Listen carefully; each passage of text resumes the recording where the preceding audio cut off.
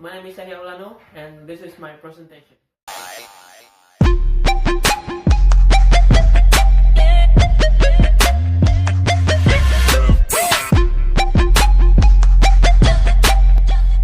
Okay, today I will deliver again my presentation that is about the critics of performance management.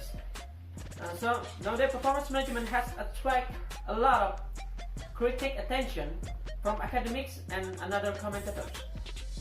The aim of this chapter is to provide insight into some of the more problematic aspects of performance management by reviewing the literature and drawing conclusion from it. So we start with the first point that is about the critical arena. Criticism fall broadly into two categories. First, that is the statement, first, it's a good idea, but it doesn't work. And the second is, it's a bad idea, and it doesn't work.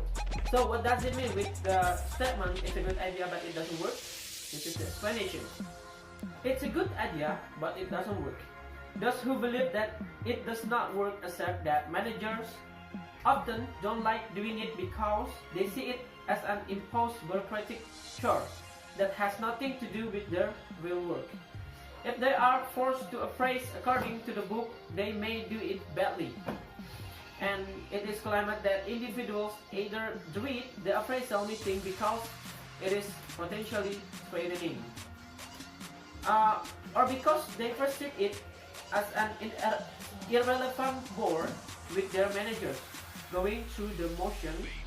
There is said to be general satisfaction among both managers and individuals with rating systems which they see as being applied inconsistently and unfairly. It is true that performance appraisal, old style, fails to work in the way described above. Research has confirmed that many people, both managers and their staff, dislike or disturb rating and believe that performance-related pay can function unfairly. However, the Armstrong and Baron in 1998 they said that research revealed that most people approve of the performance review and personal development aspect of performance management and carried it out conscientiously. Okay, that is the explanation. And we move to the second statement that says that it's a bad idea and it doesn't work. The severest and in some way the most salutary criticisms have come from the academics based on the research together with the notorious attack by William Demine, the leading total quality management or TQM. The main issue they identified were, first is the process is problematic because of the complexity and difficulties involved in one person attempting to sum up the performance of another. And second, there is a problem in getting line managers to do it well or at all. And then there are too many poorly designed or poorly administrated performance management schemes. So there is no the design of performance appraisal is not perfect, so it will give something that's not appropriate to the performance appraisal. And the last, management tend to adopt a unitary frame of reference when in reality organizations are more likely to be pluralistic in the sense that there are divergent interests that should be acknowledged. Okay, we will see the literature or the comments by the expert, by the performance appraisal. So first is by Barlow in 1989. He said that institutionally elaborate system of management appraisal and development are significant rhetorics in the apparatus of bureaucratic control. They reward what is perceived to be successful performance and penalize deviance. Appraisal system impose artificial rationality, ambiguity, and complexity will not be eliminated from the pluralistic process and alliance of organizational life as it actually is. And the research established for managers that the appraisal system served neither to motivate nor control. Managers saw the appraisal system as a bureaucratic ritual. The system institutionalized an ideology that sought to enlist participant positive effort and continued compliance, despite that inegalitarian nature of business organization. So that is statement by Barrow, and the next is by Bowles and Potts in 1983. Appraisal is shifting from concern with performance to concern to people in terms of their identification with the job and the organization. Believing in the organizations is the criterion rather than performing for it. And then Barrow and Waters also said that managers are mostly appraised by result, but result alone cannot reflect performance as it is affected by many other factors. And then the emphasis given to collective effort and teamwork conflict with the individual's ethic of performance appraisal practice. A survey of 48 organizations in the Midlands established that the major benefit claimed by those with what they considered to be successful system was its use in getting people to achieve work goals. The problem faced by some organizations were measuring performance and the extra demands made on managers. And then we move to the comments by Carlton and Sloman in 1992. A review of the appraisal system in an investment bank revealed the following problem. So this is the appraisal system in investment bank. First, the managers were hostile to what they perceived as bureaucracy and dislike fulfilling. So most of them dislike fulfilling. And second, writing like to pay were disliked. As one line manager said, performance appraisal is a load of rubbish. You decide on the rating you want to put in the box and then make up a few words of narrative in other section to justify it. Next, that is the rating drift occurred. Managers tend to overrate people because of the link between appraisal and pay. As one manager commented when challenged, I know that his performance did not justify the rating, but I thought it would demotivate him if I make him down. And the last is the separation of appraisal and pay decision was considered to be impossible because managers only feel in one form, and if they do not perceive a clear link with salary, they will not do it. Okay, this is the case in the investment bank.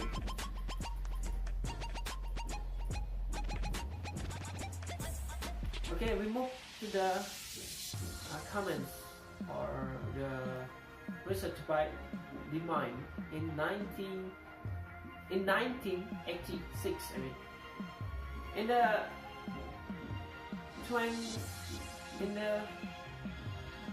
They made the following demands that are remove the barriers that block hourly workers and people in management of the right to thrive in workmanship. This implies inter alia abolition of the annual merit rating, appraisal of performance. He also defined evaluation of performance, merit rating, or annual review as the third deadly disease of management. The further points he made were that, so this is the further findings made by the mind. First is writing the performance of individual is unsound because differences in performance are largely due to system variations. And the second is targets and objectives for individuals damage customer focused teamwork. And then targets too often make no reference to the customer and results are limited if stretching can only be achieved by sub-optimization, while on the other hand, soft targets may be negotiated. And then they might also say that formal appraisal scheme reinforce managers' reluctance to engage in coaching and open, direct, regular dialogue with people. And the last is reliance on pay as a motivator destroy pride in work and individual creativity. And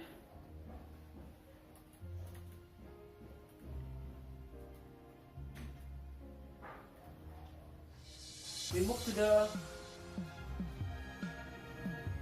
comments by Green.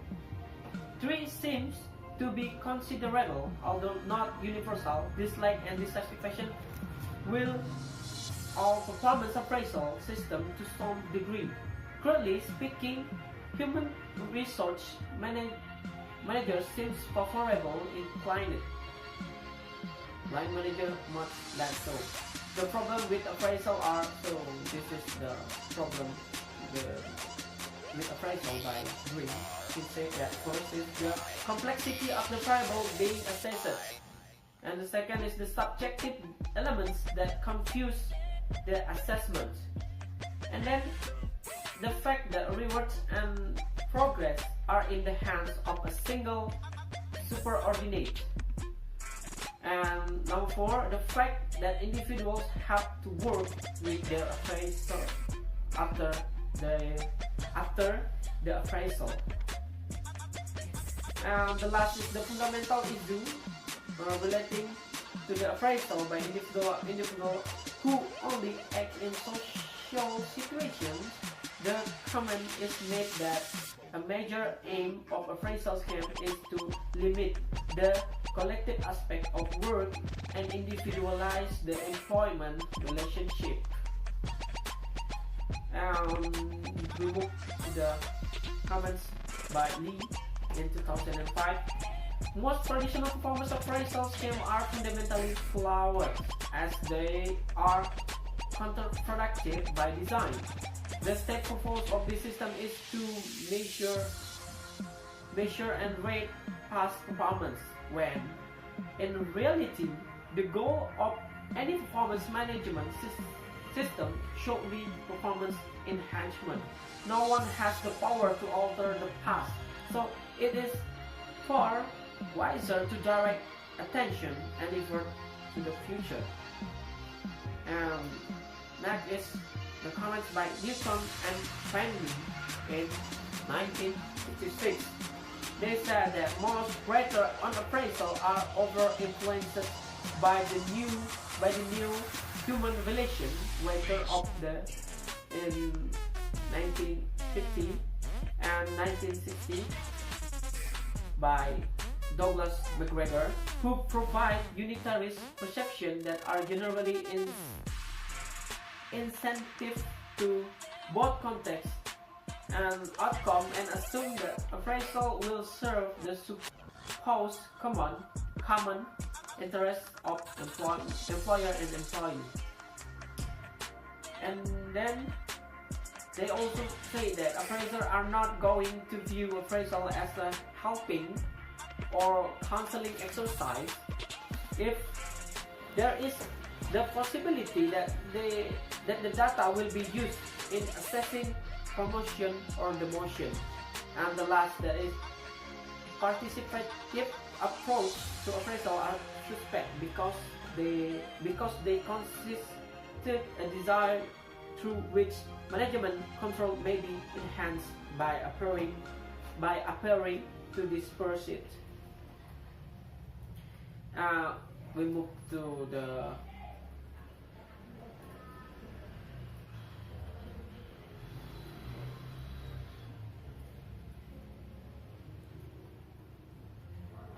we move to the comments by the Tonley in 1993. Management is institutionally empowered to determine and or regulate certain aspects of the action of others. The concept of control is central to an understanding of management. Power is exercised through its intersection with knowledge. For example, method of observation, technique of registration, mechanism for the supervision and administration of individual and groups. And appraisal is defined as a manager activity, the provision of data design to ensure that research are used efficiently in accomplishing organization objective.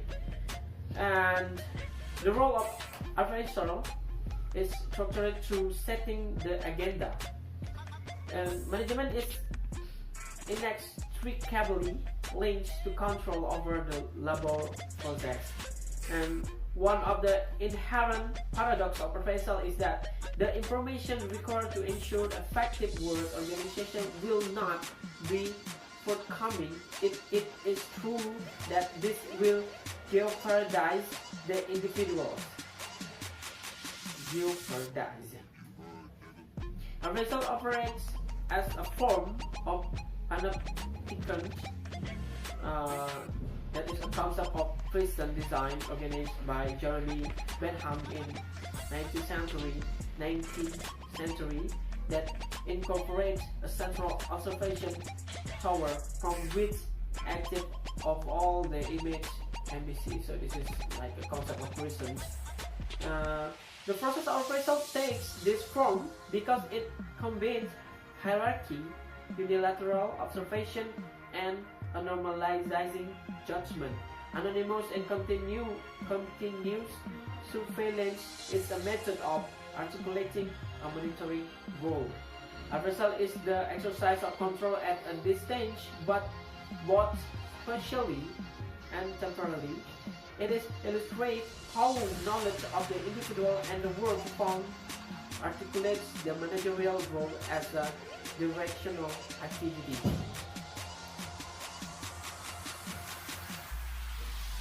So this is the last section. We will discuss about the implication of these comments and literature. Okay, the implication is the view expressed by these commentators provide a different perspective on performance management that is usually over in perspective books and articles, and it is an interesting perspective. It penetrates beyond the rhetorics to the forces that are actually at work when performance management systems are operated. It has to be recognized that in many organizations, performance management, or rather appraisal, can be no more than a means of enlisting compliance.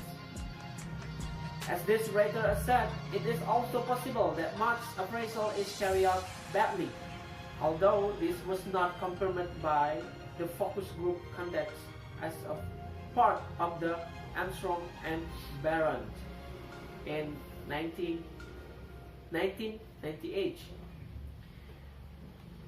And when appraisals can involve top-down judgment, they can be instrument through which unilateral power is exercised.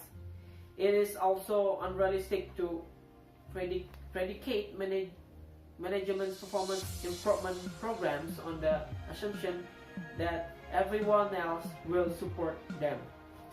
System factor must also be taken into account. If judgments about performance are made, they must consider not only what the individual has or has not achieved, but also the context in which this performance has taken place and the influence of the system of work and other extraneous factors on the performance. And this will include the quality of leadership display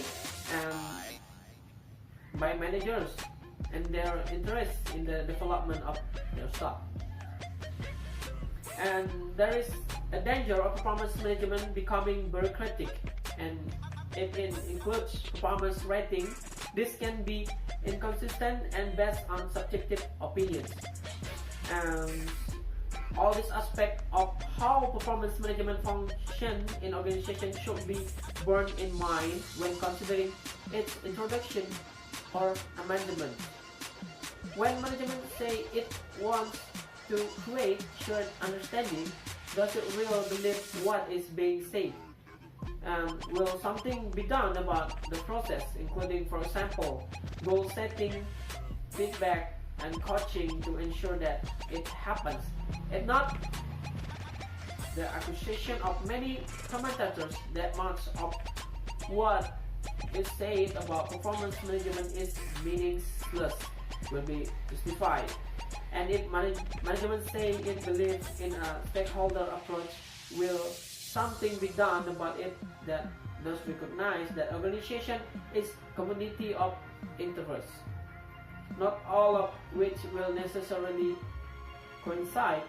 The doubt expressed on the likelihood of this happening by the writer's quotes in this chapter may well be justified in many organizations. So there is much to be learned from the critics and comments in this chapter. I hope we can understand, we can take the conclusion of these comments and critics. You can read it again because we also have the ebook. All of you have the ebooks. You can read if you want to understand more. So that's all from me. My name is Yahya Ulano, and thank you.